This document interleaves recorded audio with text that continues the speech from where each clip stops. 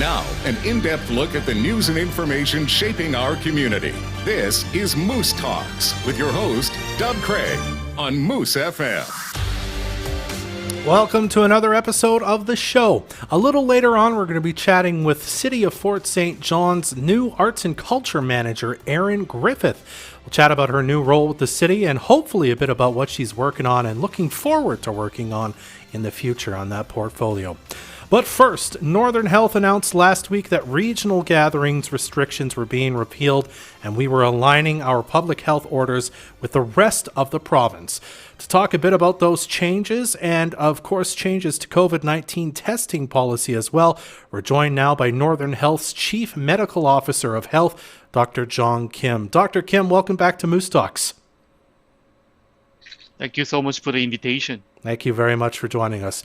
All right, let's start with the circuit breaker restrictions, if I can call it that. They were put in place in, I want to say October. I could be wrong about that, but it's been some time. It was in addition to or kind of on top of all of the restrictions and orders that were already in place across the province. Those were just lifted late last week, and now we're aligned with the rest of the province with their public health orders. So can you tell us a bit about why those restrictions were lifted and maybe what you saw that allowed you and Dr. Bonnie Henry to say it's time for them to be gone?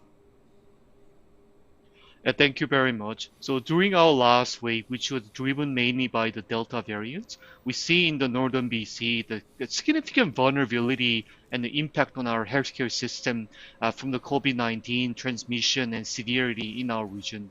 And that was actually overall what was overall the province was kind of experiencing at that time. Mm-hmm. So as a part of a strategy for that Delta variant kind of wave, we added restriction to the province to respond to the special situation we're having in North. With the Omicron, we are seeing in the North significant rise in number of cases. We also seen the rise in the hospitalization, but it has been much more stable compared to what we've seen during the previous kind of wave. And in terms of a trend in the case and trend in the hospitalization, Northern Health is largely following what we've seen in the rest of the province. We are a bit behind, but it's following the same trajectory.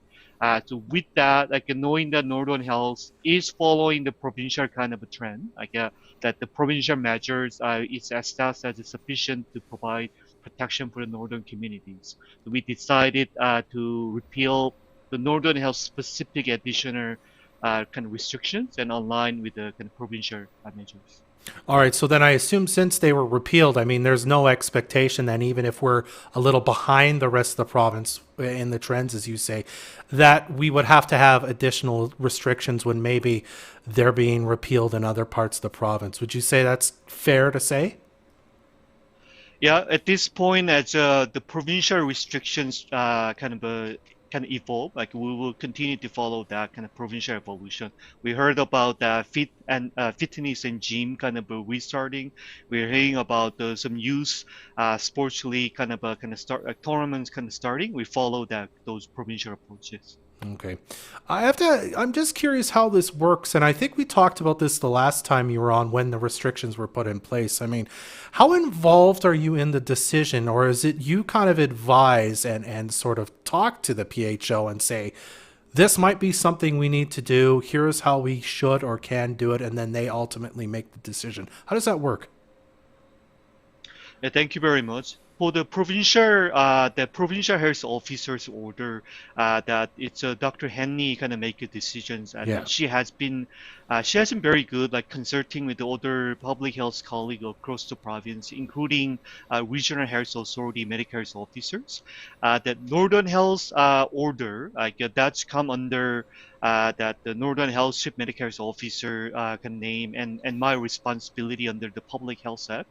That is based on our assessments whether, given the Northern Health situation, do we have a sufficient protection in our community. But that is also done in close consultation with Dr. Henny and provincial and other regional colleagues. All right. Well, then I have to ask, I mean, and I think I know the answer, but do you ultimately think the restrictions that were in addition to the PHO orders that we had just in the kind of the Northeast and Northern Health here, were they effective? Or was this really about, as you say, just aligning with the rest of the province because we're we're seeing the trends sort of following the same as they're seeing. Thank you very much. One part is that as a baseline with the provincial order, we have a significant measures in place. Like with a, for example, we have a vaccine card in many of the services. Like we've seen in the northern BC as well as in the BC, those places will be placed in the vaccine card and events and gathering. There has been a significant reduction in the clusters or evidence of transmission of COVID-19. So that has been kind of effective. In the Northern Health previous circuit breaker, they came in with a very special situation we had in the Northern BC with a significant burden. So it came with the additional restriction as well as a significant enhanced enforcement work for the Northern BC kind of region. We have observed that the compliance and the collaboration of the community and community partners had improved significantly during that period of enhanced measure, enhanced enforcement, enhanced communication with the community measures. And before we get into before the Omicron kind of driven wave started, we have seen significant reduction in the Delta the variant wave, and that the community restriction, along with the other special measures, has been part of what led to that. All right. I want to change gears to COVID-19 testing now. Now, I mean, this is one of those things that's changed a lot over the course of the pandemic, of course.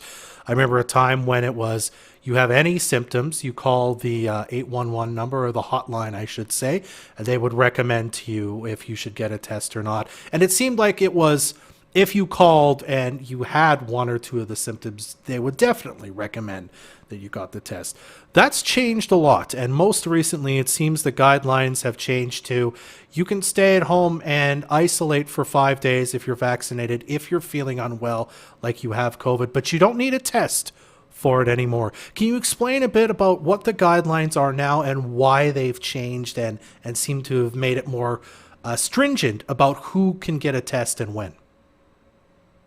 Yeah, thank you. Like you're right. Like we've seen a significant change in the testing strategy and recommendations across the kind of province. That's kind of based on two major things we've seen, like with the Omicron. One is that Omicron is highly transmissible. So even compared to the previous large wave, we're seeing a much larger number of cases with the Omicron. That also means that the capacity we have for the testing and the follow-up really need to focusing on the people at the high risk that we can actually make a difference with the testing. The second part is that the people who are at the high risk has changed too. Like with the Omicron, for each individual, we're seeing the less severity, especially if you're kind of fully immunized, so less risk for the kind of hospitalizations. With that, we're seeing the change in the testing strategy, really focusing on the two major groups. One is that for the individual who are at the risk of more severe illness, so you have a kind of like the medical history or clinical factors, like you're either clinically extremely vulnerable group or immunocompromised or unimmunized, so at the higher risk of severe illness, or you are in a higher risk settings, like you're, like for example, healthcare workers working in a healthcare facility or long-term care facility and so on, like they are prioritized for the kind of tests. For people who don't have those risk factors, fully immunized and having the mild illness and can manage their symptom on their own, the testing actually wouldn't make a much difference, especially in terms of the healthcare and the need for healthcare resource or the kind of clinical care or public health measures that need to be taken. So for those people now, we are kind of recommending that you can manage on your own, and these are the resources that you can use, including BC CDC website and the Northern Health website, and but don't need to get tested. I want to ask also about the isolation time, because again, that has also changed a lot. I think again, near the start, we were talking 2 weeks if you had a positive COVID-19 test.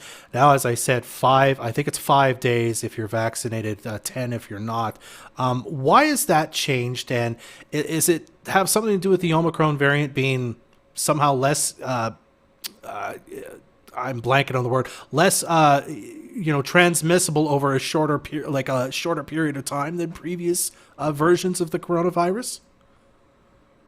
Yeah, thank you. It's a combination of the one part is that we are understanding better and better about the COVID-19 and how and more data into what that kind of risk of infection would be. And also second part, we better understanding that with the isolation period and having that isolation period and intervention around the isolation period, how effective we are making a difference kind of with that. And the third part is that that we are understanding more about the Omicron, which the evidence showing, as you mentioned, shorter incubation period. And that led to that the differentiation. One part is differentiation between the immunized person and unimmunized person for the case, and recommending the longer or shorter period of isolation for the case, overall shortening the period with a better understanding of incubation and reflecting what we are learning about the kind of Omicron. That also is a part of that, unless you are in a kind of high risk settings and so on, that for people in the community, if you're close contact, we no longer recommend you to isolate, but just monitor yourself closely. And one last topic I want to broach with you before we let you go. Vaccine requirements at the Fort St. John Hospital and just hospitals and healthcare facilities in general in Northern Health. I mean, it was kind of mandated, and again, I believe it was November of last year, that you had to then have vaccines up to date, the COVID-19 vaccines, if you wanted to continue to work, in specific healthcare settings, like the hospital, for example. We hear lots of rumors about how many people actually were forced to leave. You can't speak to specifically at the hospital, but do you have an idea sort of in general in Northern Health what that number might have been, or what percentage of people were forced out of their jobs because they didn't want to get vaccinated? Yeah, thank you very much. I apologize, I do not have a specific numbers, and I'll follow with you with our communication team, like after the interview, like on those numbers. Sure. So as you mentioned, the Northern Health, we implemented provincial measures, and during that and the kind of requirements, we during that implementation, like the Northern Health ensured that each staff that might be impacted by that has been supported and kind of consulted, and each facility we supported kind of risk assessments with this staffing and meeting their kind of requirements, and supported kind of proactive planning and a follow-up at there. I think the overall, the Northern Health, we have to do that during the first wave with a significant impact, but the staffing situation was relatively well managed in a way that the vaccine mandate requirements did not lead to significant kind of additional kind of staffing crisis or divergence or the disruption in the services to what would have experienced otherwise. All right. Well, Dr. Kim, we really appreciate you taking a few minutes to chat with us about this today. Thank you very much. Not at all. Thank you very much, and have a wonderful day. You too. That's Dr. Jong Kim, the Chief Medical Officer of Health, or Medical Health Officer, I should say, with Northern Health. We'll be right back to talk to Eryn Griffith, the new Arts and Culture Manager with the City of Fort St. John, right after this on Moose Talks. Your family. Back to the show. I am Dub Craig. Well, the city has a new arts and culture manager. They were looking for somebody to fill the position last summer. They filled it in September, and we're going to talk a bit about what that role is and how this person came to be in the role. We're joined now by the arts and culture manager with the City of Fort St. John, Eryn Griffith. Eryn, welcome to Moose Talks. Thanks for joining us today. Thanks for inviting me. I really appreciate you taking a few minutes out of your day for this. So I wanted to start with this. Tell us a bit about yourself. I mean, how did you come to this role with the city? Sure. I started I owned a couple businesses and have a degree in theater design. And I lived in Terrace, BC for about 20 years, owning my own businesses and doing cultural events, running the art gallery or managing the art gallery, managing the local theater there. And then in 2016, I went back to get my master's and ended up at National Theatre School in Montreal and moved to Regina, where I became director of production for the Globe Theatre, which is the regional theatre there.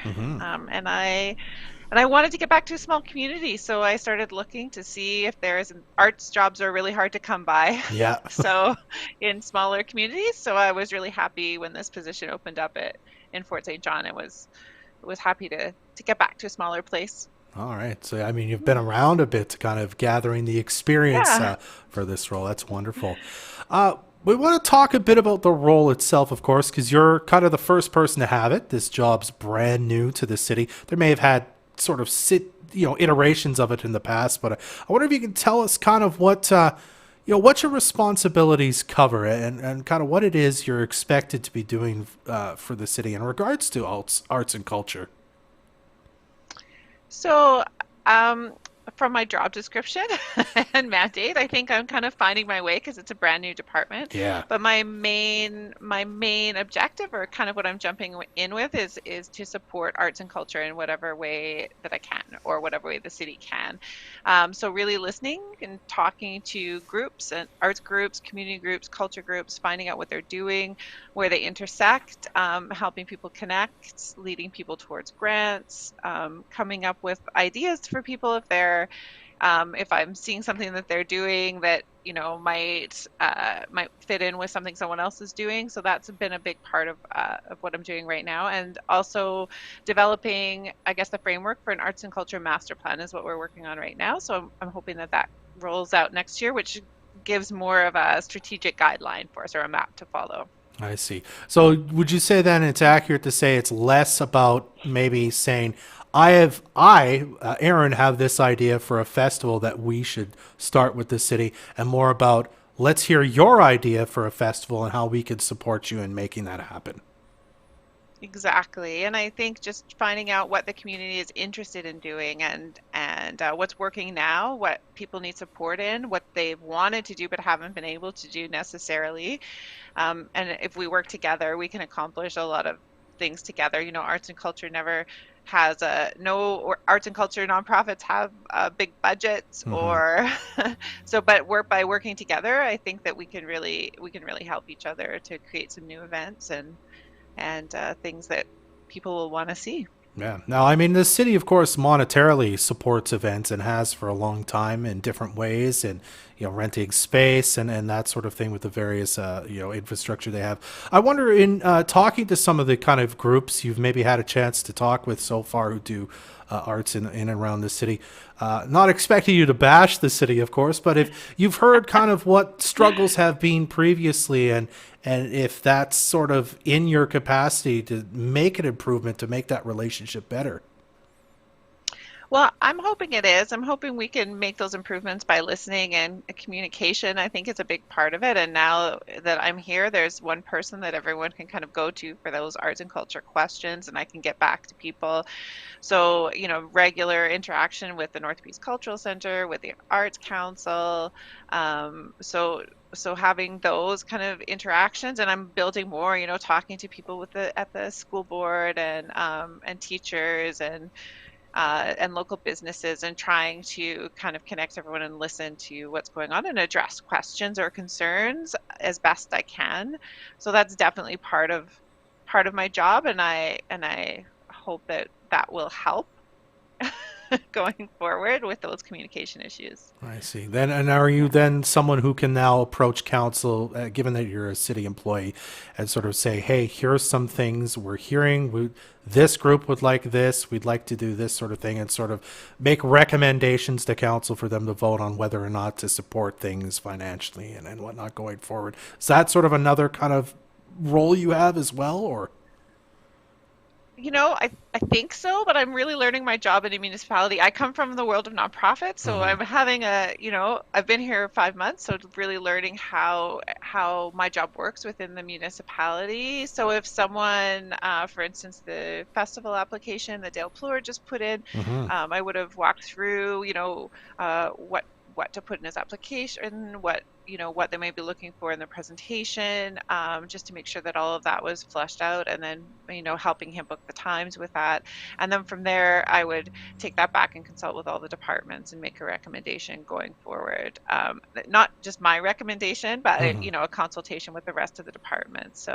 Um, so that's kind of what I can do, as far as I understand, recommending things to the council for events, and financial things usually have to fit into a budget, obviously, as with any organization. So we have a planning time. So I hope that I kind of have my ear to the ground for projects that people are interested in doing, so that when we're planning for the future years and making our budgets, that we can capture those things in our planning Yeah, for our arts and culture programming. and certainly that festival, a big news item from the most recent council meeting that Dale made talk to council about that. So then I wonder if as we established earlier on, you're less about putting forward your own ideas for what the city could do and more about listening. If you could tell us a bit about maybe what you're most looking forward to kind of going into the spring and summer, because this is kind of the time when planning's being hashed out for those summertime festivals, gatherings, music shows, whatever they have to be. Have you already started to hear some things and have some things on the go for that, or is that kind of what you're most looking forward to?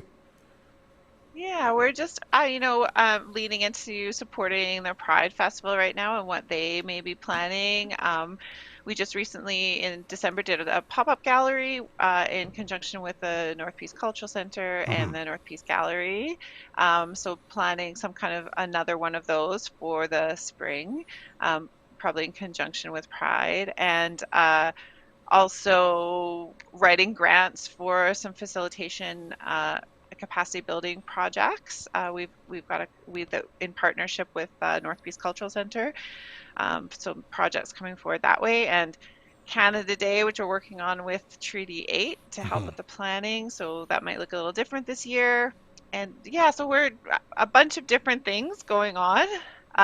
Don't have, a big budget for this year. So I just started, and that kind of came in after the budgeting had been done for the year. So I think the Arts and Culture Master Plan will be a really big focus too, so that we know that we're heading in the right direction as well with planning and what we're choosing to do and choosing to spend our money on. And support is different, right? I think that continued support and the continued interaction and listening to what other people are doing and helping people connect and identify funding opportunities and things like that. That's kind of a continual thing that'll keep going. Wonderful. Well, Eryn, we really appreciate you taking some time to chat with us today. Belated welcome to Fort St. John from us, and thanks so much for doing this. It's been lovely to meet you. It was great to meet you too. Thank you. You're very welcome. That's Eryn Griffith, the Arts and Culture Manager with the City of Fort St. John.